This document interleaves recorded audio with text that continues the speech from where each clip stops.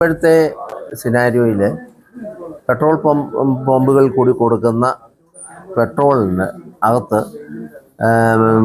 Ethanol mix ചെയ്താണ് വരുന്നത്.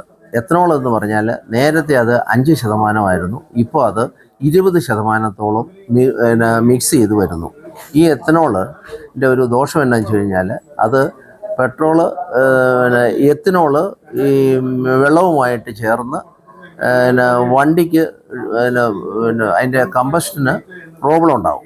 അതുപോലെ തന്നെ അത് ഈ എത്തനോളിന് കൊണ്ട് കാർബൺ കൂടുതൽ. പെട്രോളിന് വേണ്ടി ഡിസൈൻ ചെയ്തേക്കുന്ന കാർ അത് എത്തനോളിന് വേണ്ടി അല്ല ഡിസൈൻ ചെയ്തേക്കുന്നത്, അവരെ അഡീഷണൽ ആയിട്ട് ചേർക്കുക. അപ്പോൾ അതുകൊണ്ട് കമ്പഷനകത്ത് പ്രോബ്ലം വരും. അവിടുത്തെ ഇഞ്ചക്ഷൻ സിസ്റ്റം ഉണ്ടല്ലോ, ആ ഇഞ്ചക്ഷൻ സിസ്റ്റത്തിൽ കാർബൺ കണ്ടമാനം വരുന്നതുകൊണ്ട് കൂടെയുള്ള ക്ലിയറിങ്, അതായത് കാർബൺ കളയുന്ന സിസ്റ്റം ക്ലീൻ ആക്കേണ്ട ഒരു സാഹചര്യത്തിലേക്കാണ് വരുന്നത്. അത് കസ്റ്റമേഴ്സിന് വളരെ ബുദ്ധിമുട്ടാണ്.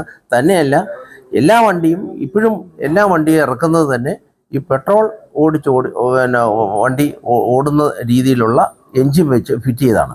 അല്ലാണ്ട് എത്തനോളിൻ്റെ ഒരു ഇത് വരുന്നില്ല. അത് പബ്ലിക്കിനോട് ചെയ്യുന്ന ഒരു ചീറ്റിംഗ് ആണ്, പബ്ലിക്കിനോട് ചെയ്യുന്ന ഒരു അപരാധമായിട്ട് വേണം കരുതാൻ.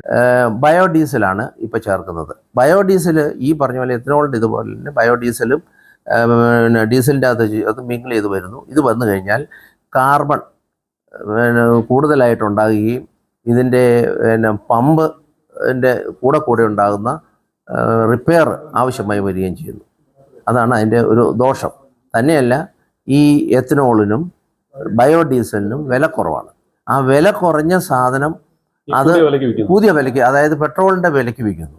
അങ്ങനെയാണെന്നുണ്ടെങ്കിൽ ഇവർ ചെയ്യേണ്ടത് എത്തനോളിൻ്റെയും ബയോഡീസലിൻ്റെയും വില ഇത്ര %, ആ ഒരു ബില്ല് തരുമ്പോൾ അതിൻ്റെ വില ഇത്ര, പെട്രോളിൻ്റെ വില ഇത്ര, അങ്ങനെ വരുമ്പോൾ ബൈഫർക്കേറ്റ് ചെയ്ത് അതിൻ്റെ വില ഇട്ടാൽ അതാണ് നമ്മുടെ കസ്റ്റമേഴ്സ് അല്ലെങ്കിൽ ഇവിടുത്തെ ജനങ്ങളോട് ചെയ്യാൻ പറ്റുന്ന ഏറ്റവും വലിയ ഒരു നീതി. അത് കമ്പനികൾ ചെയ്യുന്നില്ല. കമ്പനികൾ ലൂട്ട് ചെയ്യുകയാണ്, ജനങ്ങളെ കംപ്ലീറ്റ് ലൂട്ട് ചെയ്യുകയാണ്. അതിൻ്റെ ലാഭം മുഴുവൻ അവർ കൊണ്ടുപോകുന്നു. അത് പ്രൈവറ്റ് കമ്പനിയാണെങ്കിൽ അവരെടുക്കുന്നു, സർക്കാർ കമ്പനികളാണെങ്കിൽ അവരെടുക്കുന്നു. അത് കുറേ വീതം സർക്കാരിനും കൊടുക്കുന്നു. ഇതാണ് ഇവിടെ നടക്കുന്നത്. ഈ പബ്ലിക് വന്ന് പെട്രോളിനാണ് ചോദിക്കുന്നത്. നമ്മൾ പെട്രോളിൻ്റെ വിലയാണ്, പക്ഷേ ഇതിനകത്ത് ഞങ്ങൾക്ക് തരുന്ന വിൽക്കാനേ ഞങ്ങളുടെ എഗ്രിമെൻറ്റിലുള്ളൂ. കമ്പനി എന്ത് തന്നാലും അത് വിൽക്കുക.